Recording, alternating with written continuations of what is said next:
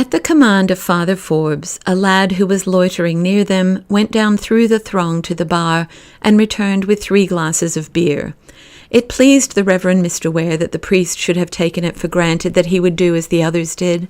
He knocked his glass against theirs in compliance with a custom strange to him, but which they seemed to understand very well. The beer itself was not so agreeable to the taste as he had expected, but it was cold and refreshing. When the boy had returned with the glasses, the 3 stood for a moment in silence, meditatively watching the curious scene spread below them.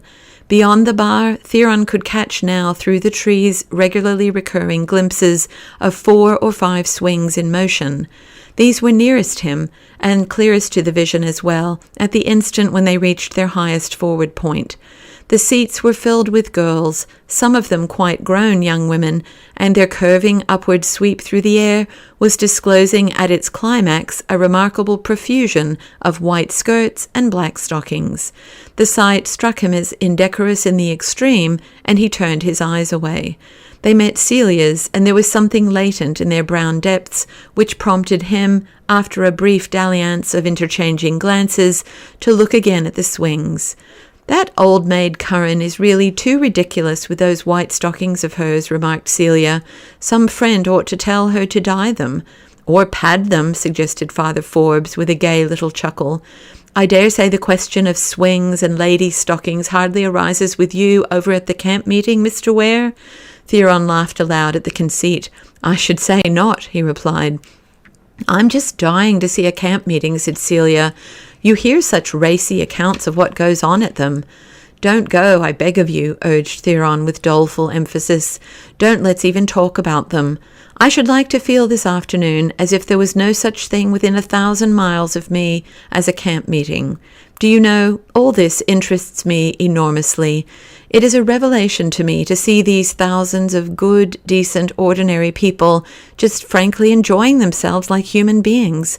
I suppose that in this whole huge crowd there isn't a single person who will mention the subject of his soul to any other person all day long." "I should think the assumption was a safe one," said the priest smilingly, "unless," he added on afterthought, "it be by way of a genial profanity. There used to be some old Clare men who said, 'Hell to my soul,' when they missed at quoits, but I haven't heard it for a long time. I dare say they're all dead." "I shall never forget that deathbed where I saw you first," remarked Theron musingly. "I date from that experience a whole new life. I have been greatly struck lately in reading our Northern Christian Advocate to see in the obituary notices of prominent Methodists how over and over again it is recorded that they got religion in their youth through being frightened by some illness of their own or some epidemic about them. The cholera year of 1832 seems to have made Methodists hand over fist. Even to this day, our most successful revivalists, those who work conversions wholesale wherever they go, do it more by frightful pictures of hellfire surrounding the sinner's deathbed than anything else. You could hear the same thing at our camp meeting tonight if you were there." "There isn't so much difference as you think," said Father Forbes dispassionately. "Your people keep examining their souls just as children keep pulling up the bulbs they have planted to see are there any roots yet. Our people are more satisfied to leave their souls alone once they have been planted, so to speak, by baptism. But fear of hell governs them both pretty much alike. As I remember saying to you once before, there is really nothing new under the sun. Even the saying is not quite original, though there seems to have been the most tremendous changes in races and civilizations and religions, stretching over many thousands of years, yet nothing is in fact altered very much. Where theology is concerned, the human race are still very like savages in a dangerous wood in the dark, telling each other ghost stories around a campfire. They have always been like that." "What nonsense," cried Celia. "I have no patience with such gloomy rubbish. The Greeks had a religion full of beauty and happiness and light-heartedness, and they weren't frightened of death at all. They made the image of death a beautiful boy with a torch turned down. Their greatest philosophers openly preached and practiced the doctrine of suicide when one was tired of life. Our own early church was full of these broad and beautiful Greek ideas. You know that yourself. And it was only when your miserable Jeromes and Augustines and Cyrils brought in the abominable meanness and cruelties of the Jewish Old Testament and stamped out the sane and lovely Greek elements in the church that Christians became the poor, whining, cowardly egotists they are, troubling about their own little tin-pot souls and scaring themselves in their churches by skulls and crossbones. "My dear Celia," interposed the priest, patting her shoulder gently, "we will have no Greek debate today. Mr. Ware has been permitted to taboo camp meetings, and I claim the privilege to cry off on Greeks. Look at those fellows down there, trampling over one another to get more beer. What have they to do with Athens, or Athens with them? I take it, Mr. Ware," he went on, with a grave face but a twinkling eye, "that what we are observing here in front of us is symbolical of a great ethical and theological revolution, which in time will modify and control the destiny of the entire American people. You see those young Irishmen there struggling like pigs at a trough to get their fill of German beer. That signifies a conquest of Teuton over Celt, more important and far-reaching in its results than the landing of Hengist and Horsa. The Celt has come to grief heretofore, or at least been forced to play second fiddle to other races, because he lacked the right sort of a drink. He has in his blood an excess of impulsive, imaginative, even fantastic qualities. It is much easier for him to make a fool of himself to begin with than it is for people of slower wits and more sluggish temperaments. When you add whiskey to that, or that essence of melancholia which in Ireland they call porther, you get the Celt at his very weakest and worst. These young men down there are changing all that. They have discovered lager. Already many of them can outdrink the Germans at their own beverage. The lager-drinking Irishman in a few generations will be a new type of humanity, the Celt at his best. He will dominate America.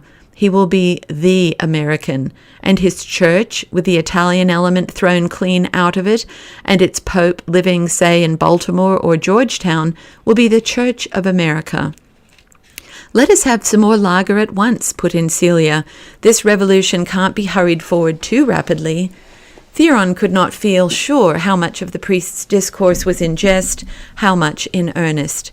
"It seems to me," he said, "that, as things are going, it doesn't look much as if the America of the future will trouble itself about any kind of a church.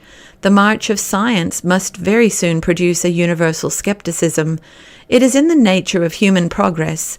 What all intelligent men recognize today, the masses must surely come to see in time." Father Forbes laughed outright this time. "My dear Mr. Ware," he said, as they touched glasses again and sipped the fresh beer that had been brought them, "of all our fictions there is none so utterly baseless and empty as this idea that humanity progresses. The savage's natural impression is that the world he sees about him was made for him, and that the universe at large is subordinated to him and his world, and that all the spirits and demons and gods occupy themselves exclusively with him and his affairs. That idea was the basis of every pagan religion, and it is the basis of the Christian religion simply because it is the foundation of human nature. That foundation is just as firm and unshaken today as it was in the Stone Age. It will always remain, and upon it will always be built some kind of a religious superstructure. Intelligent men, as you call them, really have very little influence, even when they all pull one way. The people as a whole soon get tired of them. They give too much trouble. The most powerful forces in human nature are self-protection and inertia. The middle-aged man has found out that the chief wisdom in life is to bend to the pressures about him, to shut up and do as others do. Even when he thinks he has rid his own mind of superstitions, he sees that he will best enjoy a peaceful life by leaving other people's superstitions alone. That is always the ultimate view of the crowd. "But I don't see," observed Theron, "granting that all this is true, how you think the Catholic Church will come out on top. I could understand it of Unitarianism or Universalism or the Episcopal Church, where nobody seems to have to believe particularly in anything except the beauty of its burial service, but I should think the very rigidity of the Catholic creed would make it impossible. There, everything is hard and fast. Nothing is elastic. There is no room for compromise. The Church is always compromising, explained the priest, only it does it so slowly that no one man lives long enough to quite catch it at the trick. No, the great secret of the Catholic Church is that it doesn't debate with skeptics. No matter what points you make against it, it is never betrayed into answering back. It simply says these things are sacred mysteries, which you are quite free to accept and be saved, or reject and be damned. There is something intelligible and fine about an attitude like that. When people have grown tired of their absurd and fruitless wrangling over texts and creeds, which, humanly speaking, are all barbaric nonsense, they will come back to repose pleasantly under the Catholic roof in that restful house where things are taken for granted. There the manners are charming, the service excellent, the decoration and upholstery most acceptable to the eye, and the music, he made a little mock bow here to Celia, the music at least is divine. There you have nothing to do but be agreeable and avoid scandal and observe the convenances. You are no more expected to express doubts about the Immaculate Conception than you are to ask the lady whom you take down to dinner how old she is. Now that is, as I have said, an intelligent and rational church for people to have. As the Irish civilize themselves, you observe them diligently engaged in the process down below there, and the social roughness of their church becomes softened and ameliorated, Americans will inevitably be attracted toward it. In the end, it will embrace them all and be modified by them, and in turn influence their development, till you will have a new nation and a new national church, each representative of the other. And all this is to be done by lager beer, Theron ventured to comment jokingly. He was conscious of a novel perspiration around the bridge of his nose, which was obviously another effect of the drink. The priest passed the pleasantry by. No, he said seriously, what you must see is that there must always be a church. If one did not exist, it would be necessary to invent it. It is needed, first and foremost, as a police force. It is needed, secondly, so to speak, as a fire insurance. It provides the most even temperature and pure atmosphere for the growth of young children. It furnishes the best obtainable social machinery for marrying off one's daughters, getting to know the right people, patching up quarrels, and so on. The priesthood earn their salaries as the agents for these valuable social arrangements. Their theology is thrown in as a sort of intellectual diversion, like the ritual of a benevolent organization. There are some who get excited about this part of it, just as one hears of Freemasons who believe that the sun rises and sets to exemplify their ceremonies. Others take their duties more quietly, and, understanding just what it all amounts to, make the best of it, like you and me. Theron assented to the philosophy and the compliment by a grave bow. Yes, that is the idea, to make the best of it, he said, and fastened his regard boldly this time upon the swings. We were both ordained by our bishops, continued the priest, at an age when those worthy old gentlemen would not have trusted our combined wisdom to buy a horse for them. And I was married, broke in Theron, with an eagerness almost vehement, when I had only just been ordained. At the worst, you had only the church fastened upon your back before you were old enough to know what you wanted. It is easy enough to make the best of that, but it is different with me. A marked silence followed this outburst. The Reverend Mr. Ware had never spoken of his marriage to either of these friends before, and something in their manner seemed to suggest that they did not find the subject inviting, now that it had been broached. He himself was filled with a desire to say more about it. He had never clearly realized before what a genuine grievance it was. The moisture at the top of his nose merged itself into tears in the corners of his eyes as the cruel enormity of the sacrifice he had made in his youth rose before him. His whole life had been fettered and darkened by it. He turned his gaze from the swings toward Celia to claim the sympathy he knew she would feel for him. But Celia was otherwise engaged. A young man had come up to her, a tall and extremely thin young man, soberly dressed and with a long, gaunt, hollow-eyed face, the skin of which seemed at once florid and pale. He had sandy hair and the rough hands of a workman, but he was speaking to Miss Madden in the confidential tones of an equal. "I can do nothing at all with him," this newcomer said to her. "He'll not be said by me. Perhaps he'd listen to you." "It's likely I'd go down there," said Celia. "He may do what he likes for me. Take my advice, Michael, and just go your way and leave him to himself. There was a time when I would have taken out my eyes for him, but it was love wasted and thrown away. After the warnings he's had, if he will bring trouble on himself, let us make it no affair of ours." Theron had found himself exchanging glances of inquiry with this young man. "Mr. Ware," said Celia here, "let me introduce you to my brother Michael, my full brother." Mr. Ware remembered him now and began, in response to the other's formal bow, to say something about their having met in the dark inside the church. But Celia held up her hand. "I'm afraid, Mr. Ware," she said hurriedly, "that you are in for an exhibition of the family skeleton. I will apologize for the infliction in advance." Wonderingly, Theron followed her look and saw another young man who had come up the path from the crowd below and was close upon them. The minister recognized in him a figure which had seemed to be the center of almost every group about the bar that he had studied in detail.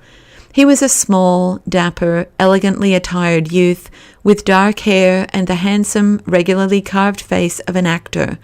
He advanced with a smiling countenance and unsteady step, his silk hat thrust back upon his head, his frock coat and vest unbuttoned, and his neckwear disarranged, and saluted the party with amiability.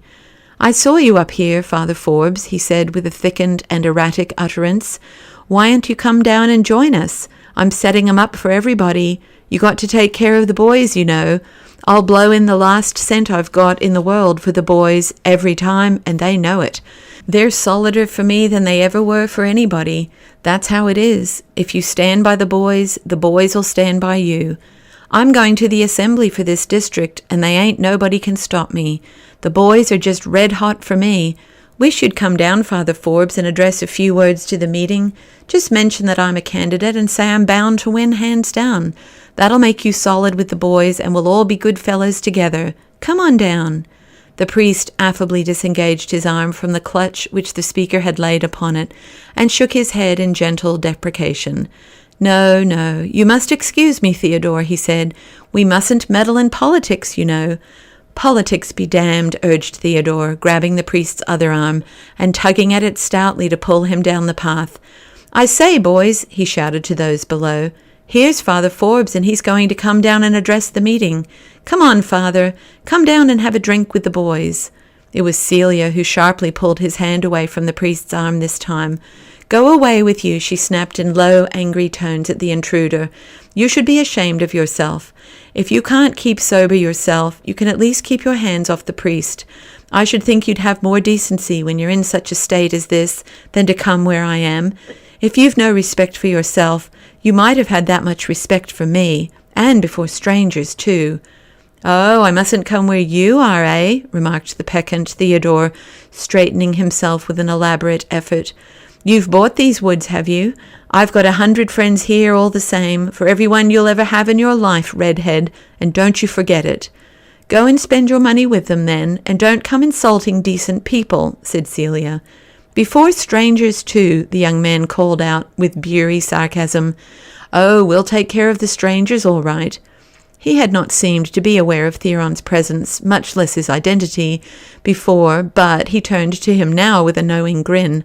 "I'm running for the assembly, Mr. Ware," he said, speaking loudly and with deliberate effort to avoid the drunken elisions and comminglings to which his speech tended, "and I want you to fix up your Methodists solid for me. I'm going to drive over to the camp meeting tonight, me and some of the boys, in a barouche, and I'll put a $20 bill on their plate. Here it is now, if you want to see it." As the young man began fumbling in a vest pocket, Theron gathered his wits together. "You'd better not go this evening," he said as convincingly as he knew how, "because the gates will be closed very early, and the Saturday evening services are of a particularly special nature, quite reserved for those living on the grounds."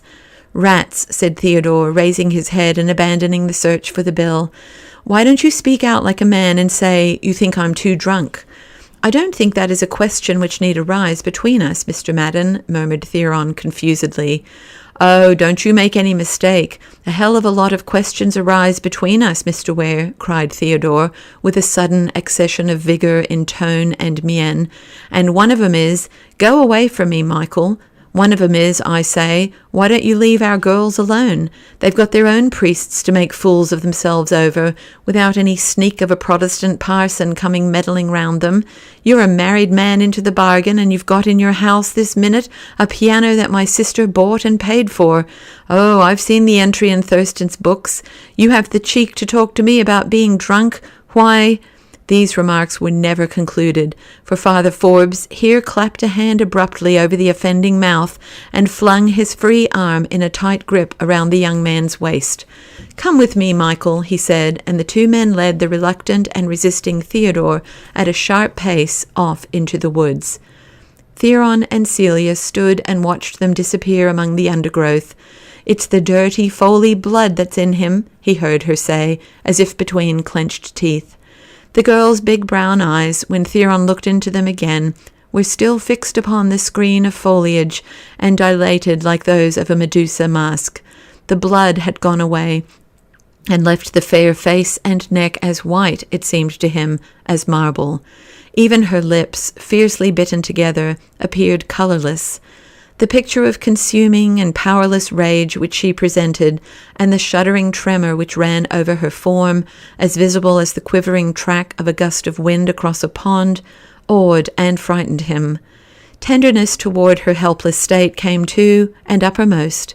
He drew her arm into his and turned their backs upon the picnic scene. "Let us walk a little up the path into the woods," he said, "and get away from all this." "The farther away the better," she answered bitterly, and he felt the shiver run through her again as she spoke. The methodical waltz music from that unseen dancing platform rose again above all other sounds. They moved up the woodland path, their steps insensibly falling into the rhythm of its strains, and vanished from sight among the trees.